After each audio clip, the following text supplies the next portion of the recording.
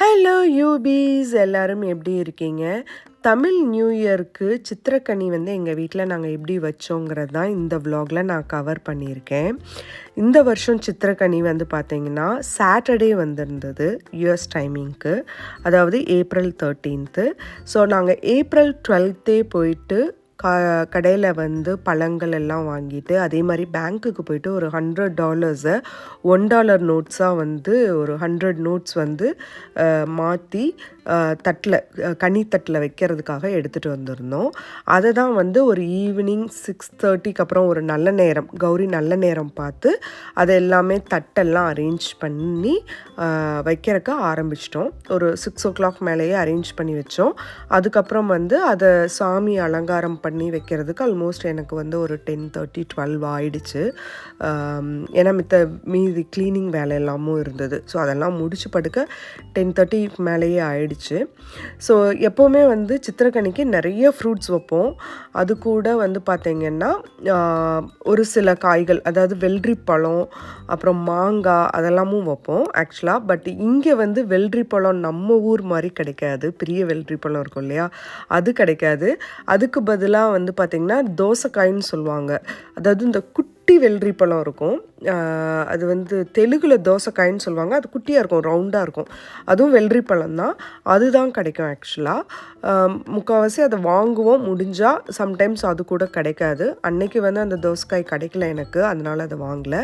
கண்டிப்பாக மாப்பழா வாழை வந்து எப்படியாவது கடையில் வந்து தேடி கண்டுபிடிச்சி வாங்கிடுவேன். ஏன்னா அது வந்து முக்கணிகள் வந்து கண்டிப்பாக வைக்கணும். இது 3 வந்து தான் முக்கணி நமக்கு. ஸோ அது போக என்னெல்லாம் ஃப்ரூட்ஸ் கிடைக்குதோ அதிலெல்லாம் கொஞ்சம் வெரைட்டி வாங்கி வைப்போம். இப்போ இந்த தட்டெல்லாம் ரெடி பண்ண பிறகு சுவாமி படம் வந்து பார்த்திங்கன்னா நீங்கள் சுவாமி ரூம்லேயும் வைக்கலாம். எனக்கு செப்பரேட்டாக சுவாமி ரூம் இருக்குது. பட் இந்த வருஷம் நான் வந்து பார்த்திங்கன்னா இந்த ஹாலில் வந்து இந்த பர்டிகுலர் பிளேஸை வந்து ப்ரிஃபர் பண்ணி இங்கே வைக்கலாம் அப்படின்னு முடிவு பண்ணியிருந்தோம். எவ்ரி இயர் வந்து நான் சேஞ்ச் பண்ணிக்கிட்டே இருப்பேன். சம்டைம்ஸ் நான் சுவாமி ரூம்லேயும் வைப்பேன், சம்டைம்ஸ் வந்து ஹால்லேயும் வைப்பேன் ஆக்சுவலாக. ஸோ கண்டிப்பாக வந்து பார்த்திங்கன்னா சுவாமி படம் வந்து கண்டிப்பாக கிருஷ்ணர் வைப்போம் நாங்கள். அதே மாதிரி வந்து பெரிய கண்ணாடி தான் வைப்போம். நிறைய இடத்துல சின்ன கண்ணாடி, அதாவது மிரர் வைக்கணும், பட் அது அவங்கவுங்க சைஸ்க்கு தகுந்த மாதிரி.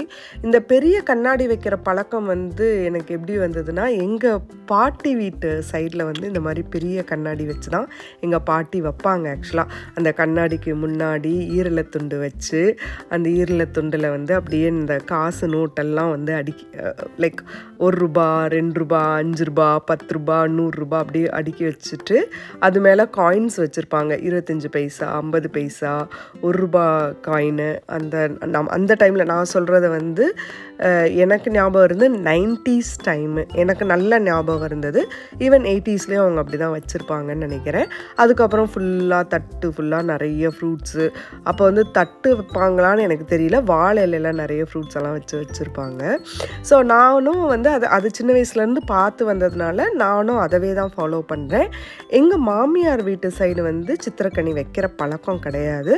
பட் நான் வந்து அது கண்டினியூ பண்ணிக்கிட்டு தான் இருக்கேன். ஏன்னா எனக்கு இது ரொம்ப பிடிச்ச ஃபங்க்ஷன்னு சொல்கிறத விட ஒரு செலிப்ரேஷன் டே, தமிழ் நியூ இயர் எனக்கு ரொம்ப பிடிக்கும். சின்ன வயசில் ஏன் ரொம்ப பிடிக்கும்னா, நமக்கு கை நீட்டம் தருவாங்க, அதனால் ரொம்ப பிடிக்கும். மேரேஜ்க்கு அப்புறம் எனக்கு வந்து நான் வந்து கை நீட்டம் கொடுப்பேன் ஆக்சுவலாக. அன்றைக்கி யாரெல்லாம் வீட்டுக்கு வராங்களோ அவங்களுக்கெல்லாம் வந்து அந்த தட்டில் நான் அந்த சொன்னேன் இல்லையா, $1 எடுத்து வச்சுருக்கேன் அப்படின்னு சொல்லிட்டு.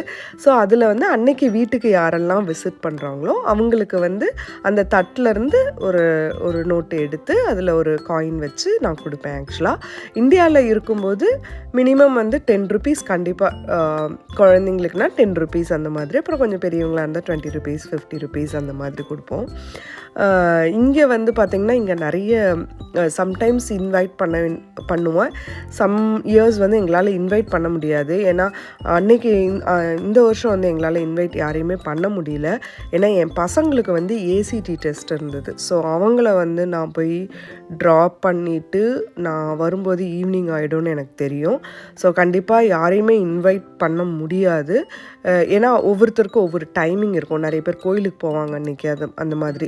ஸோ நான் எப்போவுமே அன்றைக்கி வந்து வீட்டில் இருக்கிறேன் அப்படிங்கிறது இருந்தால் மட்டும்தான் நான் வந்து இன்வைட் பண்ணுவேன். சம்டைம்ஸ் யாராவது திடீர்னு வராங்கன்னா அவங்களுக்கு தான் கை நீட்டம் கொடுக்க முடியும். இல்லைன்னா நம்ம பசங்களுக்கு, அப்புறம் நம்ம ஹஸ்பண்ட் எனக்கு தருவார், அப்புறம் அவரும் எடுத்துப்பார். அந்த மாதிரி இருக்கும். அன்றைக்கி வந்து ஈவினிங்காக ஒரு கெஸ்ட்டு வந்திருந்தாங்க. ஸோ அவங்களுக்கு நாங்கள் கொடுத்தோம். ஸோ கிருஷ்ணரே வந்த மாதிரி எங்களுக்கு ஒரு ஃபீலிங் ஆக்சுவலாக அன்றைக்கி அவங்க வந்ததுனால. ரொம்ப எனக்கு வந்து இதை பற்றின மெமரிஸ் வந்து ரொம்ப ஜாஸ்திங்க. ஆக்சுவலாக நான் அப்படியே வளன்னு பேசிகிட்டே இருப்பேன். பட் ஒவ்வொருத்தவங்க ஒவ்வொரு மாதிரி செலிப்ரேட் பண்ணுவாங்க. இது வந்து டிப்பிக்கலாக இது எங்கள் பாட்டிக்கு தான். எங்கள் பாட்டி எப்படி செலிப்ரேட் பண்ணுவாங்களோ அதை நான் பார்த்து வளர்ந்து அதே மாதிரி எங்கள் அம்மா வைப்பாங்க. எங்கள் அம்மா வைக்கிறதையும் பார்த்துட்டு அதை அப்படியே நான் கண்டினியூ பண்ணி வச்சிட்ருக்கேன். எவ்ரி இயர் எனக்கு வந்து இது வைக்க ஆரம்பித்ததுலேருந்து பாசிட்டிவாக இருக்கும்.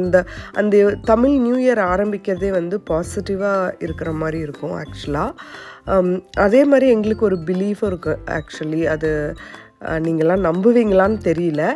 பட் எனக்கு உண்மையாகவுமே அது நடந்திருக்கு ஆக்சுவலாக. ஸோ அன்னைக்கு சித்திரை 1 அன்னைக்கு எந்த நட்சத்திரம் வந்து வருதோ அந்த நட்சத்திரம் வந்து அந்த 1 இயருக்கு ரொம்ப கேர்ஃபுல்லாக இருக்கணும் அப்படிம்பாங்க. அது வந்து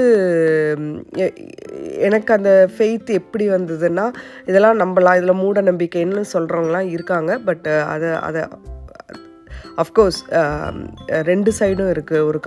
ஒரு நாணயத்துக்கு வந்து 2 பக்கமும் இருக்குது இல்லையா, அந்த மாதிரி.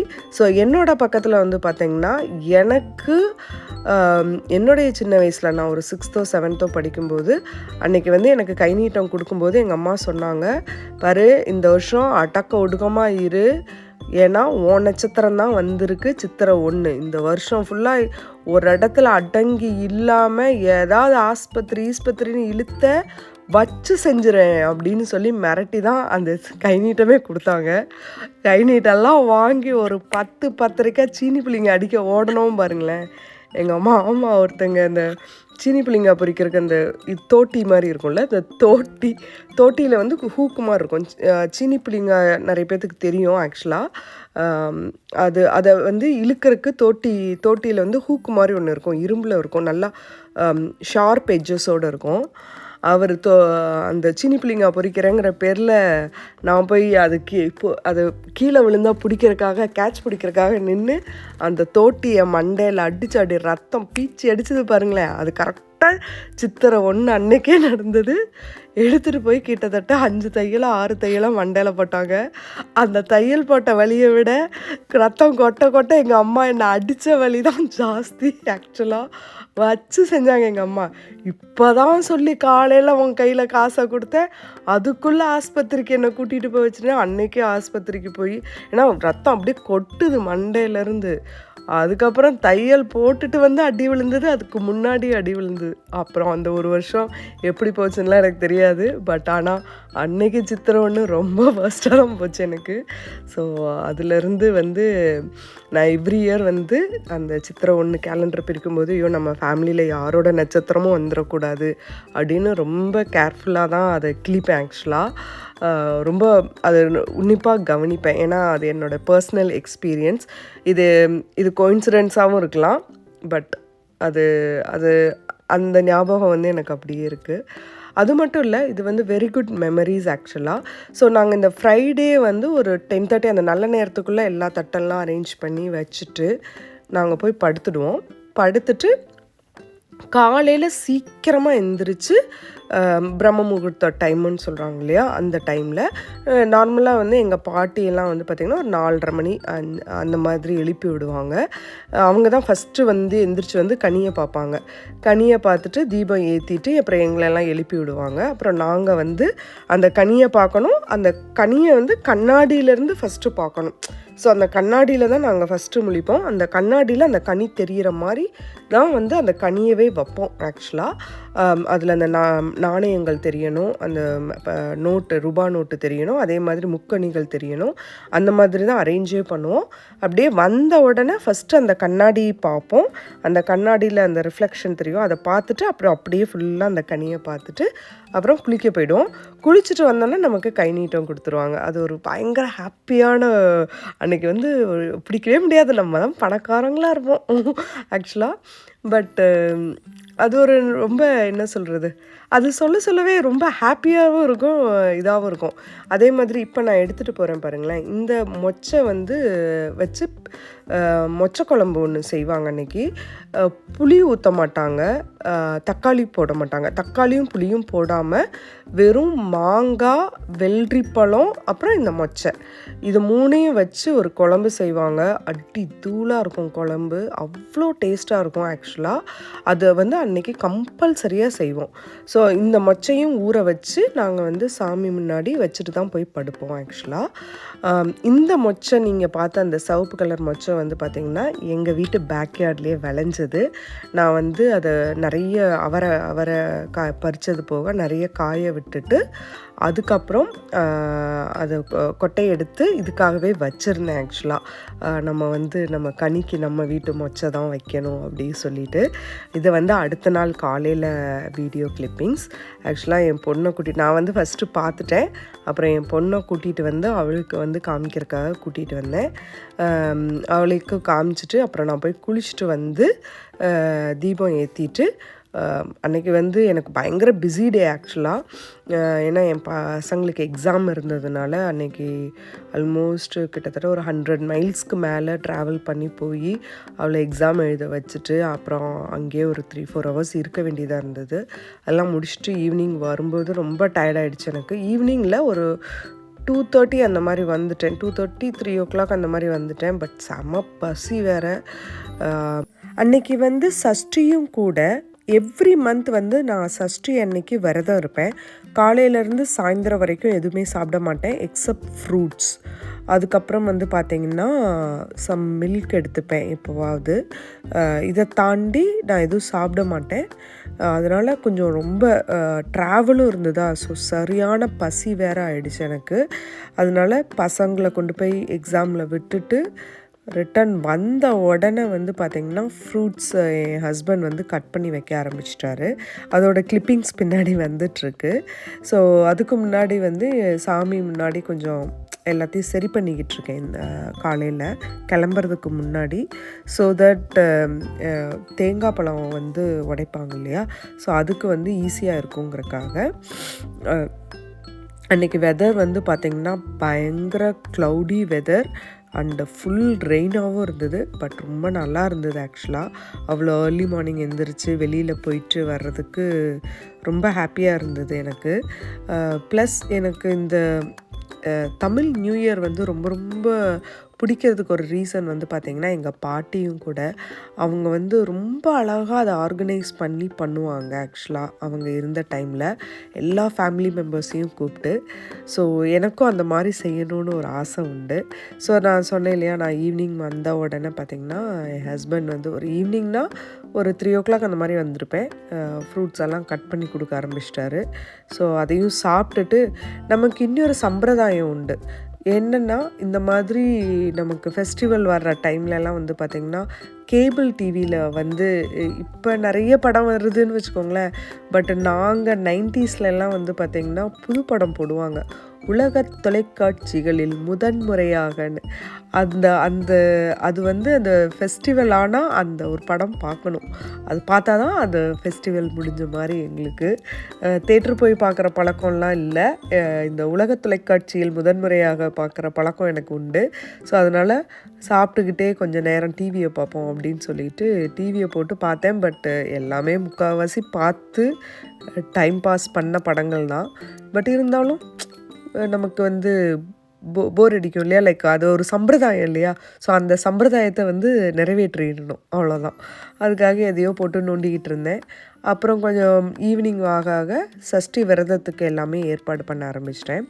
ஸோ சஷ்டி விரதம் வந்து நான் பூஜை ரூமில் செய்கிறதுனால தான் இந்த வாட்டி கனியை வந்து நான் வெளியில் ஹாலில் வச்சுருந்தேன். ஸோ எப்போவுமே விரதத்துக்கு வந்து பார்த்திங்கன்னா முருகர் படம் வச்சு அரிசி பருப்பு சாதம் செஞ்சு அதை படைச்சிட்டு சஷ்டி கவசம் பாடிட்டு அதுக்கப்புறம் விரதத்தை முடிப்பேன். தேங்காய் பழம் உடைச்சி விரதத்தை முடிச்சிருவேன். ஒரு சில டைம் வந்து பார்த்திங்கன்னா அபிஷேகமும் பண்ணுவேன் முருகருக்கு. இந்த வாட்டி நான் அபிஷேகம் பண்ணலை. அது எவ்ரி மந்த் கண்டிப்பாக பண்ண மாட்டேன். ஆக்சுவலாக ஒரு குவார்ட்டர்லி ஒன்ஸ் தான் நான் அதை பண்ணுவேன். இல்லைன்னா தேங்காய் பழம் உடைச்சி கற்பூரம் தீபாராதனை காமிச்சிட்டு சுவாமி கும்பிடுறத இது பண்ணிவிடுவேன். எனக்கு வந்து எங்கள் அம்மா வந்து ஒரு தீவிர முருகர் பக்தை. மேபி அதனால் நானும் அதை ஃபாலோ பண்ணுறேன்னு நினைக்கிறேன். நான் சாமி ரொம்ப கும்பிடுவேன். பட் ஆனால் அதுக்காக ரெகுலராக வந்து விரதம் இருக்கிறது, ரெகுலராக வந்து டெய்லி தீபம் ஏற்றுறது அந்த மாதிரி பர்சனான்னு பார்த்தா அப்படி கிடையாது. டெய்லி வந்து ஒரு வேளை தீபம் வீட்டில் ஏற்றிடுவேன். அதே மாதிரி கோயிலுக்கு இப்போ அடிக்கடி போவேன். ஏன்னா என் பசங்களுக்கு வந்து அந்த சனி பெயர்ச்சி அந்த இதனால் இப்போ அடிக்கடி கோயிலுக்கு போயிட்டுருக்கேன். ஆக்சுவலி முக்கால்வாசி மந்த்லி ஒன்ஸ் ஆர் ட்வைஸ் கோயிலுக்கு போயிடுவேன். அது போக நான் டெய்லி சுவாமி கும்பிடுவேன். டெய்லி ஆனால் தீபம் ஏற்றுவேன் நான். அந்த மாதிரி ஒரு பர்சன். அன்னைக்கு எனக்கு ரொம்ப ஹாப்பியாக போயிட்டு இருந்தது. ஏன்னா சூப்பராக நியூ இயர் அண்டு சஷ்டி விரதம் எல்லாமே வந்து ரொம்ப ஹாப்பியாக செலிப்ரேட் பண்ணி பசங்களுக்கும் வந்து அன்றைக்கி எக்ஸாம் ரொம்ப நல்லபடியாக போயிருந்தது. நல்லா பண்ணியிருந்தேன்னு சொன்னாங்க. பட் மார்க் இன்னும் வரல. We are expecting that result ஆக்சுவலாக. ஸோ ஹாப்பியாக இருந்தது. இந்த புத்தாண்டு உங்கள் எல்லாத்துக்கும் எல்லா சந்தோஷத்தையும் வழங்கணும். அதே மாதிரி நல்ல ஹெல்த் அண்ட் வெல்த் கொடுக்கணும்னு நான் கடவுளை பிரார்த்திக்கிறேன். மீண்டும் சந்திப்போம்.